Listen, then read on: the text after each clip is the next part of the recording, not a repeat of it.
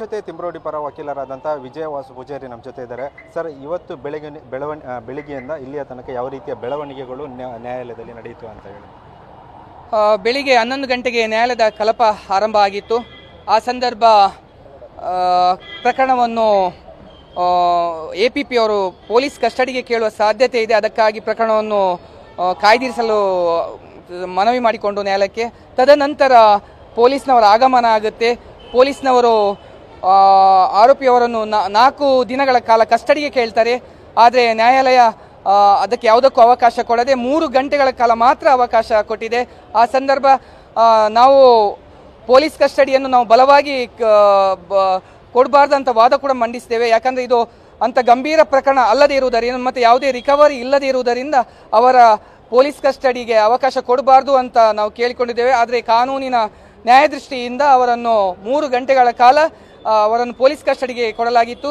ತದನಂತರ 4:40 ಗಂಟೆಗೆ ಅವರನ್ನು ಪುನಃ ನ್ಯಾಯಾಲಯಕ್ಕೆ ಹಾಜರು ಮಾಡಲಾಗಿತ್ತು. ಆ ನಂತರ ನ್ಯಾಯಾಲಯದಲ್ಲಿ ಜಾಮೀನು ಅರ್ಜಿಯ ವಿಚಾರಣೆ ಕೂಡ ಆಯಿತು. ಆ ನಂತರ ಅದಕ್ಕೆ ಮೊದಲು ಸರಕಾರಿ ಸಹಾಯಕ ಅಭಿಯೋಜಕರು ಆಕ್ಷೇಪಣೆಯನ್ನು ಪೊಲೀಸರ ಮನವಿಯನ್ನು ಕೂಡ ಸಲ್ಲಿಸಿಕೊಂಡಿದ್ದರು. ಅದೇ ರೀತಿ ನಾವು ಸುಪ್ರೀಂ ಕೋರ್ಟಿನ ಕೆಲವೊಂದು ತೀರ್ಪುಗಳನ್ನು ಮತ್ತು ಇತರ ತೀರ್ಪುಗಳನ್ನು ಮತ್ತು ಆರ್ಟಿಕಲ್ 21 ಬಗ್ಗೆ ನಾವು ಕೋರ್ಟಿಗೆ ಮನವರಿಕೆ ಮಾಡಿದ್ದೇವೆ. ಆ ನಂತರ ಆರೋಪಿಯ ಬಂಧನದ ರೀತಿ ಸರಿಯಲ್ಲ. ಯಾಕಂದರೆ 18ನೇ ತಾರೀಕಿಗೆ ರಾತ್ರಿ 9:40ಕ್ಕೆ ಪ್ರಕರಣ ದಾಖಲಾಗುತ್ತೆ.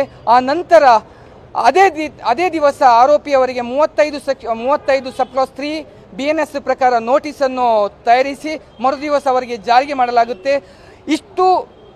ಆ ನಂತರ ಅದರಲ್ಲಿ ಒಂದು ಒಕ್ಕಣೆಗೆ ಇತ್ತು, ತಾವು 20ನೇ ತಾರೀಕಿಗೆ ಠಾಣೆಗೆ ಹಾಜರಾಗಬೇಕು 11 ಗಂಟೆಗೆ ಅಂತ ಇತ್ತು. ಆ ನೋಟಿಸನ್ನು ಅವರ ಹೆಂಡತಿಯವರಿಗೆ ಜಾರಿ ಮಾಡಲಾಯಿತು. ತದನಂತರದ ಮರುದಿವಸ ಯಾವುದೇ ಸಮಯಾವಕಾಶ ಕೊಡದೆ 2ನೇ ನೋಟಿಸನ್ನು ಜಾರಿ ಮಾಡಲಾಯಿತು. ತದನಂತರ ಮರುದಿವಸ ಅವರ ಮನೆಗೆ 9 ಗಂಟೆಗೆ ಹೋಗಿ ಸುಮಾರು 30ರಿಂದ 40 ಜನ ಪೊಲೀಸರು ಮತ್ತು ಸುಮಾರು 15 ಪೊಲೀಸ್ ವ್ಯಾನ್ಗಳ ಮುಖಾಂತರ ಹೋಗಿ ಆರೋಪಿ ಮಹೇಶ್ ತಿಮ್ಮರೋಡಿಯವರ ಬಂಧನ ಆಗುತ್ತೆ. ಆದರೂ ಮಹೇಶ್ ತಿಮ್ಮರೋಡಿಯವರು ಅವರ ಗಾಡಿಯಲ್ಲೇ ಬಂದಿದ್ದರು. ಆ ನಂತರ ತಮಗೆ ಗೊತ್ತಿದೆ, ಬ್ರಹ್ಮಾವರ ಠಾಣೆಯಲ್ಲಿ ಅವರನ್ನು ವಿಚಾರಣೆಗೆ ಒಳಪಡಿಸಲಾಯಿತು. ತದನಂತರ ಅವರನ್ನು ಮೆಡಿಕಲ್ಗೆ ಕರೆದುಕೊಂಡು ಹೋಗಲಾಯಿತು. ಅಲ್ಲಿ ಬ್ರಹ್ಮಾವರ ವೈದ್ಯರು ಕೂಡ ಅವರನ್ನು ಪರೀಕ್ಷೆಗೆ ಒಳಪಡಿಸಿದ್ರು. ಆಗ ಅವರ BPಯಲ್ಲಿ ಸ್ವಲ್ಪ ವೇರಿಯೇಷನ್ ಇತ್ತು. ಆ ನಂತರ ಅವರಿಗೆ ಅಲ್ಲಿ ಸ್ವಲ್ಪ ಹೊತ್ತಿನವರೆಗೆ ಬೆಡ್ ರೆಸ್ಟ್ ಕೂಡ ನೀಡಬೇಕು ಅಂತ ಡಾಕ್ಟರ್ ಅವರಿಗೆ ಸಲಹೆಯನ್ನು ನೀಡಿದ್ದು. ತದನಂತರ 23ನೇ ತಾರೀಕು ಅಂದರೆ ಇವತ್ತು ಈ ಪ್ರಕರಣದ ಆಕ್ಷೇಪಣೆಗಾಗಿ ಇರಿಸಲಾಗಿತ್ತು. ಈ ಸಂದರ್ಭ ಪೊಲೀಸ್ನವರು ಕಸ್ಟಡಿಗೆ ಕೇಳಿದ್ರು. ಮತ್ತೆ ನ್ಯಾಯಾಲಯದಲ್ಲಿ ಬೇರೆ ಉಡುಪಿಯಲ್ಲದ ಬೇರೊಬ್ಬರು ವಕೀಲರು ಬಂದು ಕೆಲವೊಂದು ಸಣ್ಣ ಅಡಚಣೆಯನ್ನು ಕೂಡ ಈ ಪ್ರಕರಣದಲ್ಲಿ ಮಾಡಿರುತ್ತಾರೆ. ದೂರುದಾರರ ಪರ ಬೇರೆ ವಕೀಲ ಬಂದಿರುವಂತದ್ದು ಅದು ಯಾವ ರೀತಿ ಸರಿ? ಸರ್, ಇಲ್ಲಿ ದೂರುದಾರರ ಪರವಾಗಿ ಬೇರೊಬ್ಬ ವಕೀಲರು ಬಂದಿದ್ರು. ಅವರು ವಕಾಲತ್ತನ್ನು ಸಲ್ಲಿಸಿದ್ರು. ಅದಕ್ಕೆ ನಾವು ಆಕ್ಷೇಪಣೆಗೆ ಅವಕಾಶವನ್ನು ಕೇಳಿದ್ದೇವೆ. ಯಾಕಂದರೆ ಆಲ್ರೆಡಿ ಸಹಾಯಕ ಸರಕಾರಿ ಅಭಿಯೋಜಕರು ಆ ಪ್ರಕರಣದಲ್ಲಿ ನೊಂದವರ ಪರವಾಗಿ ಅಂದರೆ ಸರ್ಕಾರದ ಪರವಾಗಿ ಇರುವುದರಿಂದ ಅವರಿಗೆ ಅವಕಾಶ ಕೊಡಬಾರ್ದು. ಮತ್ತು 338ರ ಪ್ರಕಾರ ಈ ಸಂದರ್ಭದಲ್ಲಿ ಅವರಿಗೆ ಅವಕಾಶ ಕೊಡಬಾರ್ದು ಎಂಬ ವಾದವನ್ನು ನಾವು ಬಲವಾಗಿ ಮಂಡಿಸಿದ್ದೇವೆ. ಆ ನಂತರ ನ್ಯಾಯಾಲಯವು ನಮ್ಮ ಮನವಿಯನ್ನು ಪುರಸ್ಕರಿಸಿತ್ತು. ಅದನ್ನು ಸದ್ಯದ ಮಟ್ಟಿಗೆ ಅದಕ್ಕೆ ಆಕ್ಷೇಪಣೆಗೆ ಅಂದರೆ ಮುಂದಿನ ದಿನದಲ್ಲಿ ಅದರ ಬಗ್ಗೆ ವಾದ ವಿವಾದಗಳು ಮಾನ್ಯ ನ್ಯಾಯಾಲಯದಲ್ಲಿ ನಡೆಯಲಿಕ್ಕಿದೆ.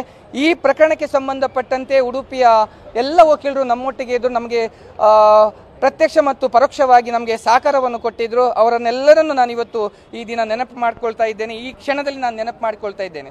ಸರ್, ಈಗ ಜಾಮೀನು ಮಂಜೂರಾಗಿರುವಂಥದ್ದು ಮುಂದೆ ಯಾವ ರೀತಿ ಇರುತ್ತೆ ಅಂತ? ಸರ್, ಜಾಮೀನು ಮಂಜೂರಾಗಿದೆ. ಇದು ಅವರ ಕಾನೂನು ಹೋರಾಟಕ್ಕೆ ಸಿಕ್ಕಿದಂಥ ಜಯ. ಅಷ್ಟೇ ಅಲ್ಲದೆ ಅವರು ಸೌಜನ್ಯ ಪ್ರಕರಣ ಇರ್ಬೋದು ಅಥವಾ ಬೇರೆ ಹೋರಾಟಗಳಲ್ಲಿ ಅವರ ಕಾನೂನಾತ್ಮಕ ಹೋರಾಟಕ್ಕೆ ಇದು ಸಿಕ್ಕಿದಂಥ ದೊಡ್ಡ ಜಯ. ಅಷ್ಟೇ ಅಲ್ಲದೆ ಅವರ ಬೆಂಬಲಿಗರು, ಸಾವಿರಾರು ಜನ ಬೆಂಬಲಿಗರು ಇವತ್ತು ಮಾನ್ಯ ನ್ಯಾಯಾಲಯದ ಆವರಣದಲ್ಲಿ ಇದ್ದರು. ಇವತ್ತು ನಮಗೆಲ್ಲರಿಗೂ ಇದೊಂದು ಸಂತಸದ ಕ್ಷಣ. ಯಾಕಂದರೆ ಒಬ್ಬ ನಿರಪರಾಧಿಗೆ ಕಾನೂನು ಜಾಮೀನನ್ನು ಮಂಜೂರು ಮಾಡಿದೆ. ಕೆಲವೊಂದು ಘಟನೆಗಳು ನಮಗೂ ನೋವು ತಂದಿದೆ.